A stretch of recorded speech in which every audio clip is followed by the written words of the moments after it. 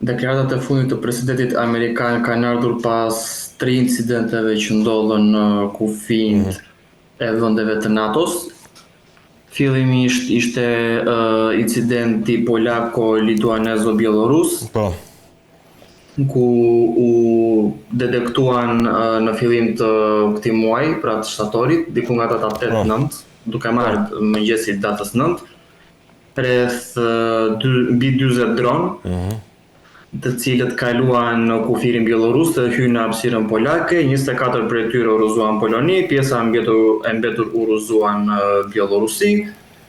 Ky u quajt provokim, u quajt hyrja më e madhe e objekteve ajrore të pa-identifikuara në një vend të NATO-s, që prej luftës së ftohtë, diçka e këtij lloji. Por që këtu situata sërish vetet misterioze, pasi shumica prej dronëve janë të pa-identifikuar, nuk dihet çfarë modeli janë, nuk dihet çfarë prototipi janë, nuk dihet çfarë vend prodhimi janë e të tjera. Dhe shumë akuza që polake hodhi mbi rusë dhe diçka tjetër, doli që shumica prej tyre ishin të pabazuara mbi fakte, pasi edhe një incident që ndodhi me një shtëpi që u bombardua aksidentalisht, doli që ishin polakët që kishin bombarduar në një kundërshtim me raketa kundër dronëve, po, doli që polakët vetë në Lublinë e kishin edhe në erë, kështu që diçka era poshtë. Incidenti i dytë ishte ai i Estonisë, ku u supozua që 3 avion luftarak rus gjatë udhëtimit të tyre nga Rusia kontinentale në enklavën e Kaliningradit, që është në kufi me Poloninë dhe Lituaninë, hyn në hapësirën ajrore estoneze. Sërish një pala ruse hapi ato që quhet si kutia e zezë ose detektorët e avionëve luftarak, kur u pa që ata kishin qenë diku te mbi 15 kilometra nga kufiri më i afërt estonez, që është një ishull estonez që është në kufirin midis detit baltik dhe ujrave estoneze. Prapë së prapë u quhet provokim. Dhe pjesa tjetër ishte në Rumani së fundi, ku u raportua që një dron hyri në hapësirën ajrore rumune, u rrëzua prej forcave ajrore rumune, po droni nuk di se çfarë droni është. Ka pasur sigurisht shumë supozime mbi këtë çështje. Polonia, Rumania, Estonia kanë akuzuar palën ruse. Slovako-hungarezët janë treguar disi më të matur dhe kanë thënë që duhet hapur dhe të parë çdo provë. Bielorusët gjithashtu, pasi edhe në Bielorusi shumë dronë u rrëzuan gjatë ardhes së tyre në Poloni dhe ata bashkëpunuan me polakët dhe lituanezët për rrëzimin e dronëve. Kanë rrëzuar gati 15-16 dronë dhe ata gjithashtu thonë që është disi e palogjikshme që të thuash që Rusia dërgoi dronë kundër Bielorusisë, që e cila është nga vendet më të afërta aktualisht me të, në marrëdhënie ekonomike, politike të tjera. Pra gjatë duhet ekzaminuar. Gjithsesi akuzat kanë qenë shumë të forta, sidomos nga ana e Brukselit, dhe kjo gjë duket se ka rënë edhe në një vime politike në Washingtonit, ku ndoshta nga presioni i madh, ndoshta edhe nga fakti që ngjarja është akoma e shumë e nxehtë pasi ka ndodhur së fundi, dhe në Poloni aktualisht ka pasur një zbarkim të forcave të NATO-s edhe të një pjesë të madhe të ushtrisë polake në kufirin lindor të Polonisë, me Bielorusinë, Rusinë, edhe me vendet balltike. Dhe aktualisht gjendja ka qenë shumë e acaruar, me plot akuza politike, me shumë gjuhë të ashpër, sidomos të shprehur prej presidentit polak dhe atyre të vendeve balltike, sidomos atij lituanez dhe estonez, gjë që ka pasur sigurisht impaktin e saj edhe në Washington, i cili është sigurisht, ne dimë që Amerika është superfuqia kryesore që drejton NATO-n dhe kjo treshkilet i pasnjëshme, sigurisht që pavarësisht politikës të presidentit Donald Trump, e cila ka qenë shumë e balancuar në kërkim të dialogut, duke shtyrë për bisedime gjithmonë, sigurisht do vinte një moment që edhe do të jetë një përgjigje. Qartë. Duke marrë parasysh se dëmet kolaterale që u shkaktuan me dronët, me forcat ajrore, alarmi që u dha, kjo gjë besoj që ka qenë mirë. Pa humbur kohë përgjigje e zakonshme, do të thosha. Qartë. Pa humbur kohë hidhemi tek çështja e dytë, çfarë ka ndodhur në margjinat e Asamblesë Kombeve të Bashkuara, sekretari amerikan i shtetit Marco Rubio dhe ministri i jashtëm rus Sergej Lavrov janë përballur në një takim në OKB. U tha se takimi ishte konstruktiv, por Lavrov e ka theksuar edhe një herë përgjigjen vendimtare të Rusisë kundrejt çdo agresioni. Shkurtimisht për ty çfarë të tha ty ky takim? Shkurtimisht. Atëherë delegacioni rus në OKB gjatë këtyre 3 ditëve ka zhvilluar 47 takime, aktivitete dhe negociata në form ose format që ata i quajnë të rrumbullakët. 2 prej më të rëndësishme mund ta quajmë ka qenë ai me sekretarin e shtetit Marco Rubio dhe ministrin e punëve të jashtme të Indisë. Në lidhje me takimin me Marco Rubion, me sekretarin e shtetit amerikan, gjëja ose më saktë të themi bisedimet u zhvilluan në mënyrë konstruktive, por patën atë që mund të quhet një lloj distancimi,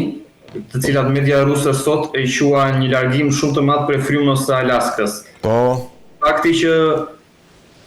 incidentet që ndodhen në 3 vendet e NATO-s, kriza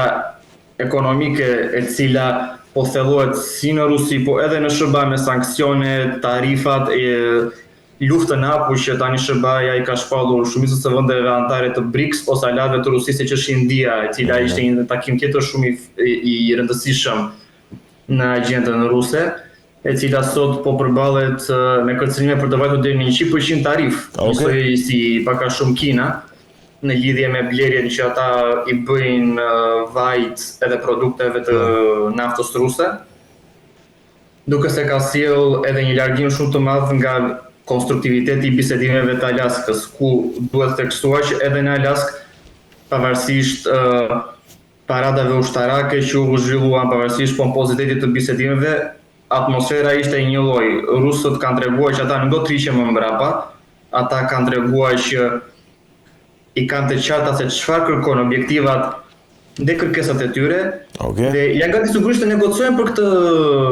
fakt. Me sa kam parë personalisht në intervistat dhe deklaratat e dhëna ose mesazhet e publikuara në media ruse, rusët janë gati të negociojnë, por asnjëherë të triqen mbrapa. Pra mbi çështjen e territoreve në Ukrainë, mbi çështjen e sigurisë, ekspansionin e NATO-s drejt lindjes, siç është rasti jo vetëm i Ukrainës, por edhe i Gjeorgjisë, ose dislokimin e trupave evropiane që ka qenë së fundi ideja, të cilat Trumpi ka në një farë mënyrë edhe i ka promovuar, duke thënë që amerikanët nuk do të hyjnë në Ukrainë, por ai nuk do të ishte kundër hyrjes së trupave evropiane, ose ato që mund quajnë legjione evropiane për si paqëruajtës në Ukrainë, që Rusia e ka ndaluar kategorisht. Pra po të analizojnë këto faktorë dhe që bisedimet pavarësisht se duken shumë të bukura në televizor, në të vërtetë nuk kanë pasur atë përfundim ose ato konkluzione të cilat shumë njerëz mendojnë që tani ata ulën së bashku, ka filluar dialogu. Sigurisht dhe është e rëndësishme dhe pozitive që dialogu ka filluar midis 2 superfuqive më të mëdha atomike të botës. Fakti që rusët kanë propozuar dhe promovuar në shkrimin e një paki të ri antiatomik, i cili do ta shtynte me mbi 1 vit kontrollin e armëve bërthamore midis Rusisë edhe Shteteve të Bashkuara. Pra gjitha këto duken si rrjedhoja ose le të themi faktor pozitiv të bisedimeve që janë zhvilluar së fundi midis delegacioneve amerikane. Por sigurisht nervat e luftës në front, kriza ekonomike, së fundi Rusia po kalon edhe në një krizë të lëndëve hidrokarbure në shumë rajone të thella të saj, flasim për në Siberi, flasim për në linjën e largme, ndërsa Amerika sigurisht me tarifat që ka vënë kundrejt Bashkimit Evropian, luftës ekonomike me Kinën, edhe me ndim, por se kjo zyrtarisht ose jo zyrtarisht luftë ekonomike, po e quhetur në një luftë tarifore, është impaktuar në një mënyrë të drejtpërdrejtë nga përqindjet e vëna. Dhe sigurisht alianca e fortë ruso-indiano-kineze, në të cilën po hyn edhe Irani, të cilët sot përbëjnë 4 vendet më të mëdha nga sipërfaqja e botës, nga popullsia në botë, njëkohësisht me një GDP të përbashkët që e kalon atë të SBA-s, dhe thirrjet e fundit për një dollarizim të BRICS-it ose të aleancës së re të krijuar, duke se kanë krijuar dhe ato alarmin e tyre në Washington, dhe sigurisht përgjigjja do të ishte këtij lloji. Me thënë, nëse analizojmë gjithë faktorët, është madje një përgjigje shumë e butë nga ana amerikanëve, pasi dihet që amerikanët gjithmonë përdorin diplomacinë, po edhe një gjuhë tjetër që është gjuha e fortë, siç e kanë përdorur në lidhjen e mesme ose në Amerikën Latine shpesh. Bukur, ti the 47 takime ka bërë delegacioni rus gjatë asamblesë së Kombeve të Bashkuara. Një tjetër takim i rëndësishëm në fakt është edhe ai midis ministrit jashtëm rus Sergej Lavrov dhe ministrit të jashtëm të Indis Yash Shankar, i cili takim konfirmoi pra lidhjet midis dy kryeqyteteve Moskës dhe New Delhit, të paktën edhe në aspektin ekonomik, nëse flasim në aspektin e tregjeve. Pyetja ime është, apo bëhet India ura e madhe që po shpëton Kremlinin politikisht dhe ekonomikisht nga izolimi? Si e ka analizuar këtë takim, shkurtimisht? Aktualisht India është nga faktorët sigurisht, po ura kryesore që sot mund të quaj që po e mban Rusinë në këmbë është Republika Popullore e Kinës, e cila sot bën mbi 50% të gjithë tregut ekonomik të Rusisë. Në mos gabojmë, mbi 54-55% e gjithë import-eksporteve të Rusisë shkon edhe vijnë nga Republika Popullore e Kinës. Kinezët, industria kineze është sot dominante në Rusi, në tregun e automobilëve, në tregun industrial, në tregun e konsumatorëve, në tregun e blerësve, në tregun e turizmit, dhe sërish turizmi drejt Kinës sot pas heqjes të vizave në 15 shtator, që Kina ka vendosur të heqi për 30 ditë vizat në Federatën Ruse, ka pasur një boom i cili supozohet që ta vëjë Kinën në listën e 3 vendet kryesore që sot rusët udhëtojnë, përveç Turqisë edhe Indonezisë. Njëkohësisht është dhe një riorientim i ekonomisë ruse, e cila sot po shkëputet totalisht nga tregu evropian në çdo lloj aspekti, po edhe kondite, ku të vetme vendet që sot vazhdojnë të kryejnë marrëdhënie normale me Federatën Ruse është Slovakia, Hungaria dhe Serbia, brenda Bashkimit Evropian, të cilat nga refuzuar shumicën e sanksioneve dhe vazhdojnë të mbajnë lidhje normale me Federatën Ruse në kuadër të marrëdhënieve ekonomike, por përveç këtyre tregu rus është krejtësisht i orientuar drejt Azisë Qendrore, lindjes së largme, Azisë Juglindore, Afrikës, Amerikës Latine. Por mund të shikoj që faktori indian është duke u rritur sigurisht. Një marrëveshje së fundi me qeverinë e Indisë sugjerojnë që do të jenë mbi 100.000 specialistë indian që do të vinë për mbushjen e boshllëku që ka lënë drafti i ushtarëve, largimi i një pjesë të madhe të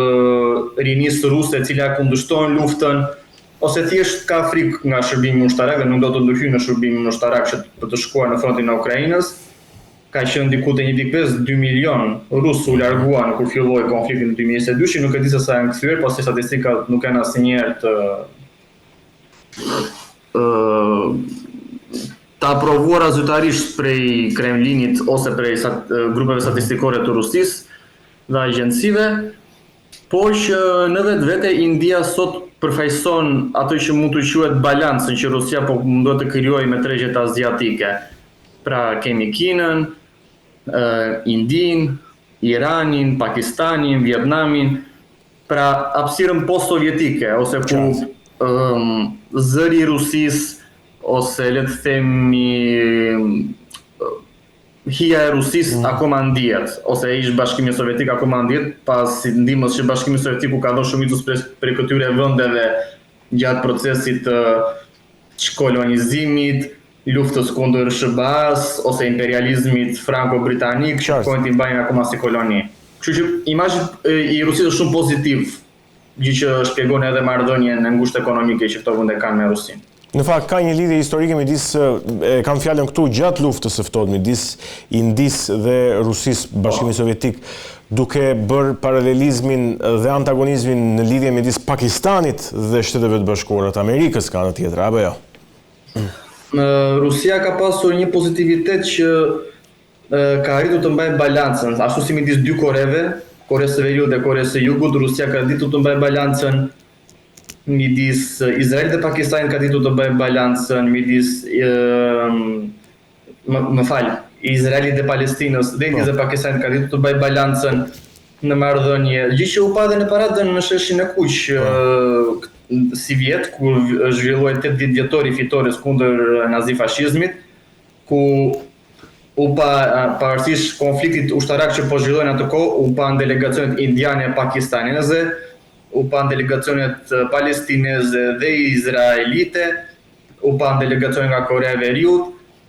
edhe sigurisht ambasador edhe përfaqësues nga Bashkimi Evropian, pavarësisht situatës të vështirë që po kalon sot Bashkimi Evropian me Rusinë, të gjithë ishin të pranishëm. Gjë që tregon që diplomacia ruse në këtë aspekt është treguar shumë finope, le ta quajmë,